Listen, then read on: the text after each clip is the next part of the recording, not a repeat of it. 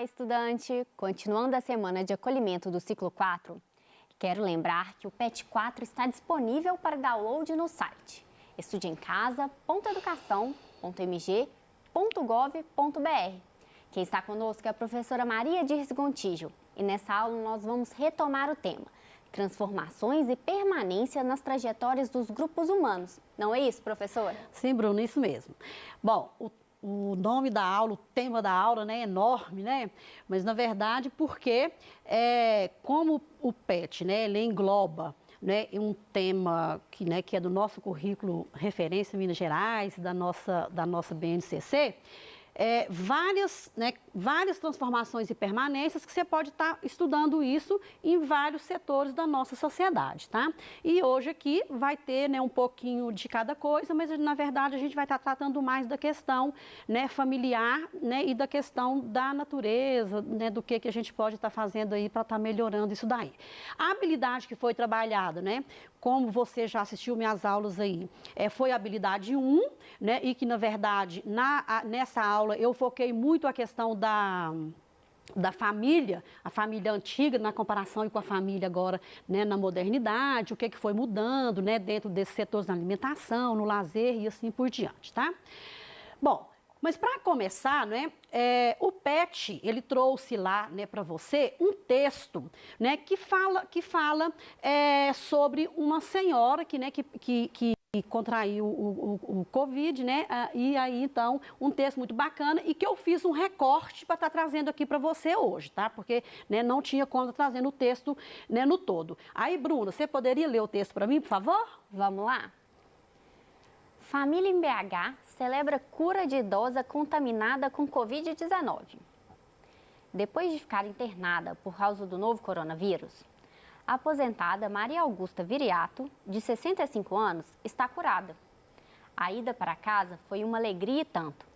Dona Maria Augusta estava cumprindo as orientações de isolamento social, mas mora com 2 filhos e pode ter sido contaminada durante a visita de algum vizinho. Bom, gente, o texto, então, né, em si, ele traz falando de uma pessoa que era, né, de risco, né, para estar contraindo a doença, que ela tomou todas as precauções, mas infelizmente ela pegou, mas o felizmente é que ela foi curada, não é isso? Bom, aí eu pergunto para você, então, né, qual que foi, né, que é o título do texto, tá certo? Foi, né, família em BH celebra cura de idosa contaminada com Covid-19. Esse texto, realmente, ele saiu num jornal aqui de Belo Horizonte, tá? Qual que é o assunto principal que está tratando esse texto, né? Esse texto, ele traz para nós, né, falando que a senhora foi contaminada, né? Ela já era uma pessoa idosa, mas que ela ficando lá no hospital, ela foi curada e que hoje os familiares dela estavam tendo a satisfação dela estar retornando, né, para casa, tá? Trouxe uma imagem aqui, né, só para ilustrar mesmo, né, de a satisfação das pessoas, tanto dos médicos, das enfermeiras, né, e da família dela estar retornando para casa. Bom, aí eu faço uma pergunta para vocês, que já está muito batido isso, mas na verdade, né, eu acho que vale a pena a gente estar reprisando, né, Bruna? Sempre lembrando isso, né? E para você aí, tá ajudando a cuidar da sua avó, do seu avô, dos seus pais, é interessante isso. Quais então que seriam, né, as principais medidas para a gente estar evitando, né, ser, né, contaminado ou para combater esse vírus? Bom, eu diria para você que a primeira coisa, né, uma das coisas que são fáceis é você lavar a mão sempre que for necessário. E o que, né, sempre é necessário? Se você tossir, se você espirrar, quando você vai ao banheiro, ou se você tem um animalzinho aí de estimação, você brincar com ele, ou se você, né, colocar a mão em determinado local, que você achar que alguém pode ter sido, né, ter contaminado aquilo ali, corre, né, e lava as mãozinhas aí para estar evitando você ficar doente e também estar passando essa doença para outras pessoas. Usar sempre o álcool gel, não é isso? E o uso de máscara e do isolamento também, né? São contenções sociais aí que se fazem necessários nessa pandemia, não é isso? O álcool, né? Lembrando que é um produto perigoso de manusear, então tome bastante cuidado, não chegue perto, né, com fogo, esse tipo de coisa, tá?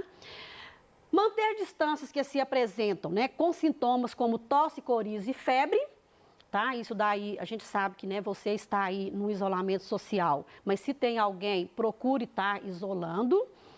E, por último aqui, também que é, né, uma coisa que você pode estar fazendo, que se você tossir, se você espirrar, né, e tal, cubra com o braço, né, e depois vai e lave esse braço, né, ou tampe com um lenço descartável, mas sempre lembrando que depois você precisa de fazer essa higienização. Aí tem um texto aqui agora que a gente vai entrar, né, essa atividade aqui é da semana 1, né, a atividade 2 da página 59. Aí é um texto e que eu gostaria que a Bruna me ajudasse. Vou ler. Antigamente, o modo de vida de muitas famílias eram bem diferentes da atualidade. A maioria dos pais trabalhavam fora e as mães cuidavam dos filhos e dos afazeres domésticos, como cozinhar, cuidar dos filhos e lavar roupas. Esse trabalho era feito manualmente em tanques de pedra ou cimento. Porém, algumas mulheres lavavam as roupas nas margens dos rios ou córregos. Continuação do texto. Era um trabalho árduo, mas também um momento de socialização e união das mulheres lavadeiras que lavavam sua roupa em meio a uma cantoria.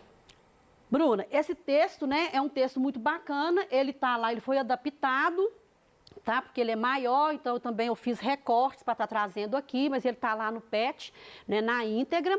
E é um texto muito interessante porque ele fala da condição, né? Ele tem vários assuntos aqui. Ele fala da condição da família, da condição da mulher, né, de como que era esse trabalho, né, no passado, tanto que era difícil, porque a gente não tinha as coisas que a gente tem hoje favorecendo, né, as nossas vidas, né? Mas mesmo assim, era um momento de socialização, quando elas iam, né, para a beira para as margens dos rios, dos córregos, lavar roupa, era um momento de socialização. E eu vou falar com vocês, né, que na minha idade eu já vivenciei isso com minha mãe, tá? Quando eu era muito criancinha, minha mãe ia lavar na beira né, lá do córrego e eu né, me levava, e era uma coisa muito interessante mesmo, que a gente brincava enquanto elas trabalhavam. Bom, aí eu faço, né, essa pergunta. Quais benefícios os aparelhos domésticos, né, como a máquina de lavar, o liquidificador, o micro-ondas, né, e outros que a gente tem vários por aí hoje em dia, né, trouxe de benefício para nós? São muitos. Um deles, claro, que é a maior facilidade, não é isso? Que a gente tem na execução das tarefas de casa, né? Tanto as tarefas, né, que podem ser feitas por mim ou por meu marido, por meus filhos e tal. A facilidade, ela veio com essas tecnologias. Economia de tempo, né? Porque enquanto, por exemplo, eu estou lavando uma roupa na máquina, que no passado não me permitia isso, eu posso estar fazendo outra coisa. Eu faço muito isso. Eu coloco minhas roupas na máquina e vou fazer a aula para estar aqui, né, falando com vocês como eu estou hoje, tá? A praticidade dos eletrodomésticos, né, isso, que cada dia tornaram-se mais práticos, né, porque eles na modernidade, na verdade, eles tornaram-se o quê? Fáceis de serem manuseados, não é isso? E o caso prático que eu trouxe aqui mesmo é você, né, se eu gastaria, por exemplo, 1 hora para fazer um arroz, hoje você vai no micro-ondas, você faz o arroz em 10 minutos, né? E coisas também, outros pratos sofisticados também, né, em muito pouco tempo. Aí aqui tem, né, gente, é uma outra atividade que é do Fique Ligado. Na verdade, o professor que fez o PET, ele nem colocou número nessa atividade, mas está lá na página 60, que seria a organização do trabalho antigo com o trabalho atual. O trabalho antigamente, né, ele era, de certa forma, dividido por sexo, tá? Eu não estou nem falando lá na época das tribos indígenas, que lá era muito visível isso, tá certo? Mas mesmo entre nós, né, há 20, 30, 40 anos atrás, eu, enquanto mulher, tinha minhas obrigações e o homem tinha as obrigações dele ali dentro da casa. E que hoje a gente quase já não vê esse tipo mais de separação, tá? O trabalho era quase todo feito manual, como eu já coloquei, inclusive a questão de lavar roupa, a gente lavava tudo manualmente e usava muito, né, animais para estar ajudando a gente a fazer esse trabalho, seja no campo, seja para ajudar no transporte, né, e assim por diante. Então, e outra coisa que eu fecharia aqui, que o trabalho era extremamente precário e com longas jornadas de trabalho. Basta ver na época da Revolução Industrial, que é um assunto que vocês vão estar vendo isso lá, né, no 8º ano, quando vocês chegarem lá, tá? E o trabalho atual? Hoje quase não existe essa divisão, porque a gente já consegue fazer, né, Bruna? Hoje o mercado abriu para nós, mulheres, e que foi muito bacana. As ferramentas e marcas se desenvolveram muito, facilitando a nossa condição de trabalho. Por quê? Porque houve o quê? Um grande avanço tecnológico, como eu já coloquei. E isso, então, né, favoreceu o desenvolvimento do trabalho e, claro, que facilitou a vida nossa também, enquanto trabalhadores. Por exemplo, aula. Se não fosse computador, eu ia gastar 5 dias para fazer uma aula. E a gente gasta 2, 3, né, Bruno? É em média isso, mais ou menos, tá? Aí tem um texto aqui, que já é da atividade da semana 2, que eu gostaria que a Bruna lesse para mim. Vamos lá. Texto. Em muitas famílias, a mãe saía de casa para trabalhar. Colocou outras alternativas para cuidado com os filhos e, em muitos casos, assumiu a liderança do núcleo familiar. Os próprios elementos de lazer das famílias sofreram alterações. A máquina fotográfica antiga foi se sofisticando e hoje já está sendo substituída por celulares, tablets e outros aparelhos sofisticados. Um texto também que foi adaptado, tá, gente? Porque o texto, claro que ele fala muito, eu fui picando o texto aqui, mas o texto ele traz, né, um monte de informações pra gente aqui que a gente vai estar fazendo agora as atividades em cima dele, tá? Qual que é a importância de valorizar o trabalho realizado pelas mulheres? Né? Essa importância, ela é muito grande, né? Porque, na verdade, as mulheres, elas têm, de certa forma, uma dupla jornada de trabalho. Mas eu diria que por muito tempo, nós, mulheres, nós fomos proibidas de exercer determinadas atividades, né? Tem várias atividades que, se eu for citar aqui, são inúmeras, né? Mas você aí pensa e depois a gente pode estar discutindo isso melhor, ou você discutir isso melhor lá com o seu professor lá na escola, quando vocês retornarem, tá? Mas o que foi muito bacana, né, Bruna, é que as mulheres, né, as mulheres guerreiras aí do passado, elas começaram a fazer movimentos, manifestações, né, e com essas lutas, então, elas conseguiram, né, ter direito a sair de casa para trabalhar e, claro, que também há direito ao voto. A partir do momento, então, que elas começaram a exercer esse processo de cidadania, que é o votar, né, claro que os campos foram abrindo, né, para nós, tá?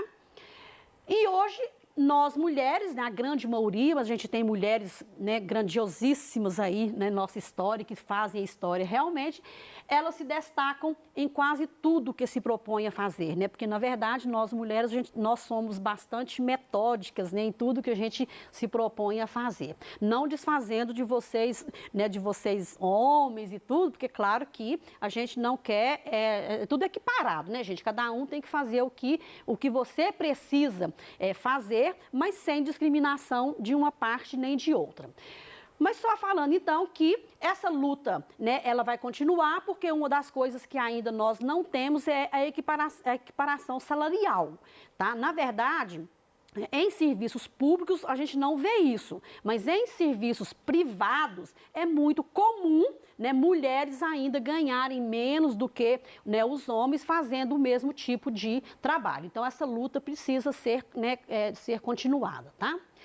Agora eu quero que você observe essa imagem aqui, que é muito bacana, né? E uma imagem interessante que você deve conhecer várias dessas brincadeiras que estão propostas aqui nessa imagem. Mas aí eu te faço a pergunta, né? Você conhece alguma dessas brincadeiras? Você conhece, Bruna? Conheço todas e brinquei com todas. Sério? Olha que coisa bacana, né, gente? Porque realmente, assim, eu não tenho umas aqui que são mais modernas, eu não brinquei não, tá? Mas assim, né, o pular corda é muito comum, a bolinha de gude era muito comum, hoje em dia a gente quase nem vê mais, né?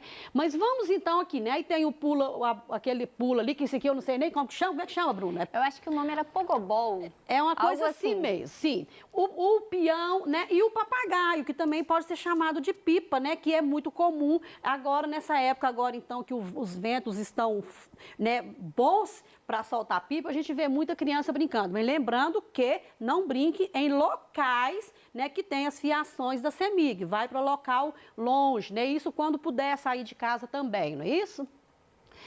Aí o seguinte, esse quadro, gente, eu coloquei aqui em cima do que eu brinquei. A Bruna já respondeu que ela brincou com todas. Eu, por exemplo, né, hoje eu vejo que o mais comum é o pular corda, o soltar pipa, brincar de boneca, de amarelinha, que toda escola quase tem uma amarelinha desenhada no chão, né? O pique-pega e a peteca. A bolinha de gude e o roda-peão é um que eu sinto falta de ver as crianças brincando hoje, né, com esses brinquedos. Mas claro que depende do local que você está, da localidade, do costume que você tem. Não é isso, Bruna?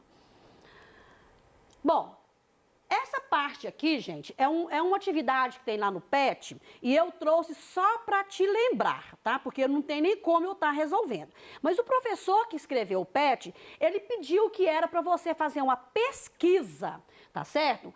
E fazer um cartaz sobre a questão das formas de lazer do passado e do presente. Se você fez, guarde o cartaz aí, porque em breve, as aulas voltando, você leva, né, para o seu professor. Se você ainda não fez, né, Bruna, essa pesquisa, ainda dá tempo. Vai lá, pesquise e faça essa comparação, que é uma coisa bem legal aí, e leve lá para o seu professor ou para a sua professora quando vocês retornarem. Aí, Bruna, você lê para mim, por favor, aqui as mudanças na alimentação ao longo do tempo? Claro! Era comum as famílias criarem animais e plantarem verduras, legumes e folhagens em seus quintais para servirem de alimentos.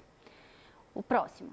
Infelizmente, isso foi quase que totalmente substituído por produtos industrializados. O seguinte, a geladeira chegou a muitas residências e as pessoas passaram a comer alimentos pré-cozidos, enlatados e industrializados.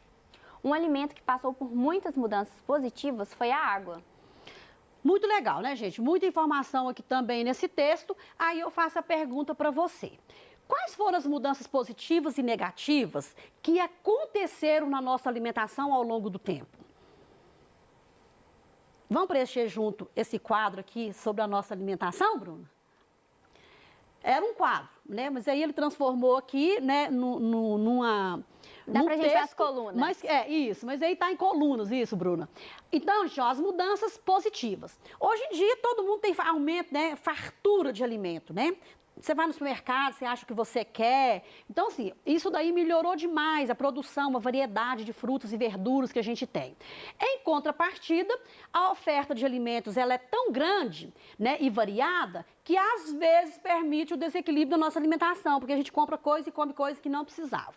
O encanamento e o tratamento da água é extremamente positivo, como eu coloquei. Infelizmente, a gente ainda tem regiões, né, que lá principalmente no norte e nordeste, né, que ainda essa água tratada não chegou lá, porque ela traz várias doenças.